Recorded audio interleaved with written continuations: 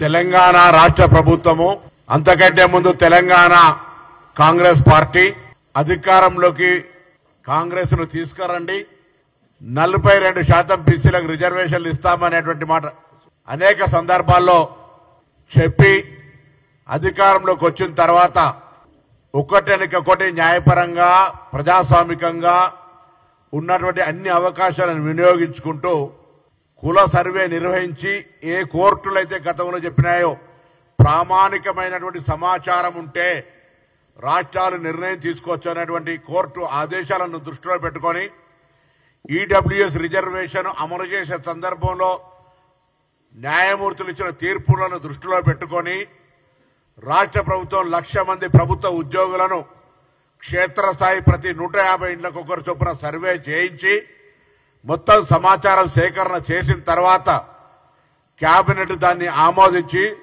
Sub committee నివేదిక మేరకు శాసనసభలో చట్టం నెంబర్ 3, 4 ప్రకారంగా 42% రిజర్వేషన్ ఉపాధి అవకాశాలు, విద్యా అవకాశాలు, అదేవిధంగా స్థానిక సంస్థలో ఇవ్వాలనే నిర్ణయంతో గౌరవ గవర్నర్ గారికి పంపి దాని తదుపరి గవర్నర్ గారు ఆమోదించి రాష్ట్రపతికి పంపింది తెలుసు.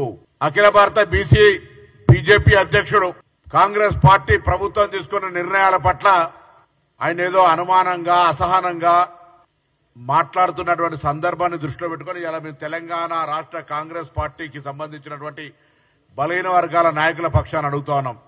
లక్ష్మణ్ గారు, మీరు అఖిల భారత బీజేపీ పార్టీ అధ్యక్షులు. మేము చేస్తున్న ప్రక్రియ సరికాదు అంటే మా ప్రభుత్వానికి చిత్తశుద్ధి ఉంది. 42% రిజర్వేషన్లు ఇవ్వాలని స్థానిక సంస్థల ఎన్నికలు 18 నెలలుగా వాయిదా వేసుకుంటూ పోతా ఉన్నాం. దాని మీద కేంద్రం నిధులు మీరే ఆపినారు. ఇలా కేంద్రం నిధులు వస్తలేవు, స్థానిక సంస్థల ఎన్నికలు పెట్టుకోవాలి, కానీ 42% తోటే పెట్టుకోవాలనే పట్టుదలతోటి చట్టపరమైనటువంటి అన్ని అంశాలను చట్టము, న్యాయము, ప్రజా అభిప్రాయము అన్ని కలవిడిగా ఈరోజు ఈ కార్యక్రమాన్ని ముందుకు తీసుకుపోతుంటే మీకున్న అనుమానాలు ఏంది అని అడుగుతా ఉన్నాం. మీకున్నటువంటి అభిప్రాయాలు ఏంది బలహీన వర్గాల పట్ల? మొన్న కూడా మేమందరం కూడా ప్రెస్ కాన్ఫరెన్స్ చేసే సందర్భంలో ఏది ఏమైనా సరే రిజర్వేషన్లు కాపాడుకోవడానికి అన్ని కుల సంఘాలు ఆనాడు తెలంగాణ సాధన కొరకు ఏ విధంగా జాయింట్ యాక్షన్ కమిటీలు ఏర్పడ్డాయో అదేవిధంగా ఏర్పడి మళ్లీ కాపాడుకుంటాం. ఎవరు కూడా కడుపుల కత్తులు దాచుకొని అలుపుకునే ప్రయత్నం జరగద్దు. రాజకీయ పార్టీల తాబేదారులుగా మారకండి. మీరే బలహీన వర్గాలు బీజేపీలో ఉన్నా టీఆర్ఎస్ లో ఉన్నా మీ నాయకత్వాన్ని ఒప్పించండి.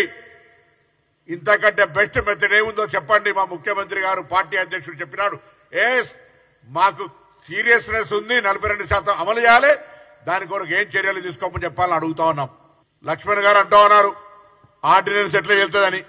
నేను అడుగుతా ఉన్నాం, ఇలా మేమందరం కూడా తెలంగాణ రాష్ట్ర శాసనసభ చట్టం చేసి గవర్నర్ గారి ఆమోదం పొందిన తర్వాత నిజంగా బీజేపీలో మీకు సమర్థవంతమైనటువంటి మాట చెల్లితే రాష్ట్రపతి గారి ఆమోదం పంపించి 9వ షెడ్యూల్లో పెట్టించి ఎటువంటి ఆటంకాలు లేకుండా తీసుకుపోండి అని చెప్పి కోరుతా ఉన్నాం. అది చేయరు. మీ యొక్క సాంప్రదాయాలు, మనువాద సాంప్రదాయాల ప్రకారం ఆనాడు కూడా మండల కమిషన్ తెస్తే కమండలం పేరు మీద రిజర్వేషన్ వ్యతిరేకించినటువంటి పార్టీ తెలంగాణ రాష్ట్రంలో బీసీ ముఖ్యమంత్రిని ప్రకటించి కనీసం శాసనసభ పక్ష నాయకుడు చేయలేకపోయిన మీరు బీసీ అధ్యక్షుడుంటే ఆ అధ్యక్షుని ఎదుగు చూడలేక బండి సంజయ్ని తొలగించి కేసీఆర్ మౌత్ పీస్ కిషన్ రెడ్డిని పెట్టింది మీరు. ఇవాళ అసలు ఆర్గనైజేషన్ కు సంబంధించి భారతీయ జనతా పార్టీ తెలంగాణలో ఇంత బలహీన వర్గాల ఒక చర్చ జరుగుతుంటే అన్ని రాజకీయ పార్టీలు మొన్నటికి మొన్న 5 ఎమ్మెల్సీలు వస్తే 5 ఎమ్మెల్సీలు బలహీన వర్గాలకు ఇచ్చే సందర్భం అయితే మంత్రివర్గం కూడా బలహీన వర్గాల మేరకే కూర్పు జరుగుతుంటే నాదో దారి తలో దారి అందరితో దారి అయితే నాదో దారి అన్నట్టు మీ ఫ్యూడలిస్టిక్ మెంటాలిటీ తోటి బీజేపీ అధ్యక్షుడిని నియమించుకొని ఆయన రిజర్వేషన్ల గురించి మాట్లాడతాడు. మేము అడుగుతా ఉన్నాం, ఇలా కాంగ్రెస్ పార్టీ ప్రభుత్వం తెలంగాణ 42% రిజర్వేషన్లు చేయాలనే చిత్తశుద్ధితో ఉంది. భారతీయ జనతా పార్టీకి ప్రాతినిధ్యం వహిస్తున్నటువంటి కిషన్ రెడ్డి గారు, బండి సంజయ్ గారు, లక్ష్మణ్ గారు, ఇతర 6 ఎంపీలు ఇంక్లూడింగ్ ఆర్ కృష్ణయ్య గారితో సహా ఆర్ కృష్ణయ్య గారు వచ్చి మా గౌరవ ముఖ్యమంత్రి గారు కూడా కలిసిపోయినారు. మా ముఖ్యమంత్రి గారు ప్రకటించినారు అనేక శాసనసభలో బయట అఖిలపక్షం అంటే అఖిలపక్షం, మంత్రివర్గం అంటే మంత్రివర్గం ఢిల్లీకి వచ్చి ప్రధానమంత్రి గారిని కలవడానికి సిద్ధంగా ఉన్నాం. మా యొక్క ఆకాంక్షను పూర్తి చేయండి, మా రాష్ట్ర బలహీన వర్గాల ఆకాంక్షను పూర్తి చేయమని అడిగినాం.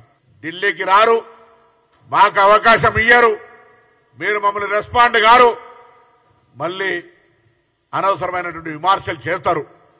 ఏం చేయమంటారు చెప్పండి. దానికి తోడు టీఆర్ఎస్ పార్టీలో అరే కనీసం ఇప్పుడున్నటువంటి చాలా మంది నేను పేర్లు తీసుకోదలుచుకోవాలి, ఎందుకంటే వాళ్ళు కూడా మా బలహీన వర్గాల బిడ్డలే. వాళ్ళని అడుగుతా ఉన్నా, టీఆర్ఎస్ అధ్యక్ష పదవి, కార్యనిర్వాహక అధ్యక్ష పదవి, శాసనసభాపక్ష నాయకుడు ఎక్కడు కూడా బీసీ ఎస్సీలు అర్హులు లేరా?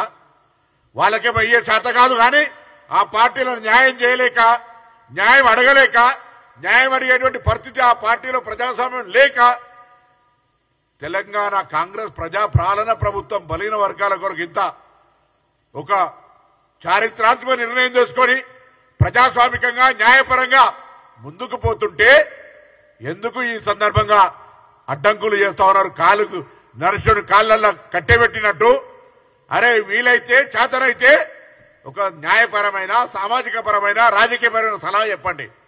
దీన్ని ఏ విధంగా అధిగమిస్తాం? నేను ఆ రోజు చెప్పిన, ఒకవేళ ఎవరైనా రాజకీయ పార్టీ, అది టీఆర్ఎస్ బీజేపీ, ఈ రిజర్వేషన్ల ప్రక్రియలు ఎక్కడైనా అడ్డం పడితే, ఆనాడు తెలంగాణ ఉద్యమంలో ఒక్కొక్కరికి ఎటువంటి పరిస్థితి జరిగిందో ఇవాళ తెలంగాణలో ఉన్నటువంటి బలహీన వర్గాలంతా ఒక వేదిక మీదకి వచ్చి ఐక్యంగా ఇచ్చి ఈ ప్రభుత్వం ఇచ్చిన రిజర్వేషన్ ఒక గిఫ్ట్ ను, ఆ అవకాశాన్ని ఎటువంటి పరిస్థితుల్లో జారిపోకుండా కాపాడుకునే బాధ్యత తెలంగాణ రాష్ట్ర బీసీ నాయకులది, బీసీ మేధావులది, బీసీలకు సంబంధించినటువంటి అన్ని రాజకీయ పార్టీల్లో ఉన్నటువంటి వ్యక్తులది. ఇంతకంటే ఇంకేం చేయమంటారు అడుగుతానా? లక్ష్మణ్ గారు మీరు చెప్పండి. మేము రావడానికి సిద్ధంగా ఉన్నాం. ఢిల్లీకి వచ్చి ప్రభుత్వం పంపిన ప్రతిపాదన గవర్నర్ గారితో దగ్గర, రాష్ట్రపతి దగ్గరన్నది, దాన్ని ఆమోదింపజేయండి. లేదా ఇక్కడ మేము చేసినటువంటి పద్ధతి న్యాయపరమైన పద్ధతి, ఎవరో మాట్లాడుతూ ఉన్నారు ఆర్డినెన్స్ దేని కొరకు తీస్తున్నాం? ఆర్డినెన్స్ దేని కొరకు ఇవ్వాలా? మీరు ఒకవేళ అంటే గవర్నర్ గారిని కూడా ఇన్ఫ్లుయెన్స్ చేసే విధంగా ఆమోదిస్తారా అని అనుమానపడే విధంగా మాట్లాడుతుంటే ఏమర్థం చేసుకోవాలి తెలంగాణ ప్రజలు? శాసనసభ రన్నింగ్ లేనప్పుడు ప్రభుత్వాలకు కేబినెట్ హక్కు ఉంది ఆర్డినెన్స్ తెచ్చేది. ఆర్డినెన్స్ కు రాష్ట్రపతి గారి దగ్గర ఉన్న బిల్లుకు సంబంధం లేదు. దయచేసి తెలంగాణ ప్రజలు, మీడియా ప్రజలు కూడా దయచేసి కావలసుకొని దాన్ని రాజకీయం చేసి డిఫరెంట్ మోడ్ ఆఫ్ డిస్కషన్ చేయడానికి ప్రయత్నం చేస్తున్నటువంటి బీజేపీ, ముందు నుంచి బీజేపీ మనస్తత్వమే Mandal counter Kamandal. Backward class chief minister announcement, BJP అధ్యక్షుడు ఇంకొక పార్టీ, ఇంకొక వ్యక్తి, వాళ్ళ విధానం అది, వాళ్ళ సిద్ధాంతం. కానీ Congress party BC SC ST మైనార్టీల ఛాంపియన్, సామాజిక న్యాయానికి single care of address Congress party. ఇలా మేము చేస్తున్నటువంటిది 2018 పంచాయతీరాజ్ యాక్టులో ఆనాటి కోర్టు తీర్పులకు అనుగుణంగా అవును సీలింగ్ 50% ఉంది. రేపు మేము 42% అమలు చేయాలంటే దాటిపోతున్న సందర్భంలో ఆ క్లాస్ తీసేసినాం. దానితో న్యాయపరంగా ఏం చిక్కులు వస్తాయని వీళ్ళే ముందు ఊహించి, ఎందుకు వస్తాయి? మీ పార్టీలో న్యాయస్థానం లేచి దీన్ని సతాయించదలుచుకున్నారా? ఇప్పటికే మీరు బీజేపీ టీఆర్ఎస్ పార్టీలు రెండొకటే, ఢిల్లీలో చూస్తే గలీలకు ఇద్దరు వాయిస్ ఒకటే చూడండి.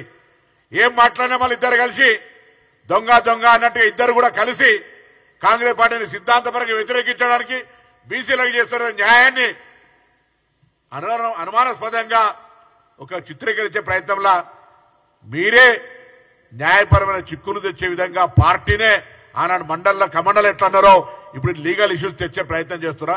అట్లా మీరు తేనట్టయితే బరాబర్ తెలంగాణ 42% రిజర్వేషన్ తోటి ముందుకు పోతుంది.